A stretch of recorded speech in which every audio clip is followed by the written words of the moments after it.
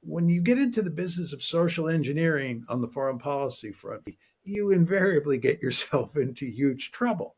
You want to remember, we tried to do social engineering in Afghanistan. How well did that work out?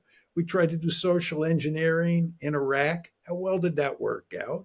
We tried to do social engineering in Libya. How well did that work out? I could go on and on. Vietnam. I've learned that Vietnam, exactly.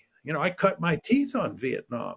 I was in the American military from 1965 to 1975, which was coterminous with the Vietnam War.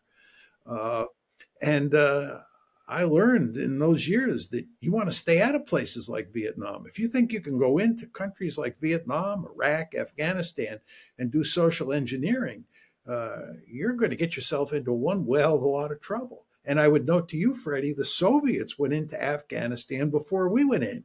And that did not work out very well. And the British were in Afghanistan before the Soviets, and that did not work out very well. And the French were in Vietnam before we were in there, and that did not work out very well. And oh, by the way, after we left Vietnam in 1975 and 1979, the Chinese invaded Vietnam, and they got their snouts whacked.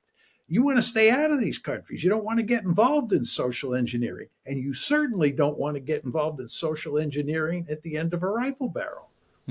Well, that is something, again, going back to your point about Trump's instinct, that's something that the Trump administration appears to understand much more clearly than its predecessors.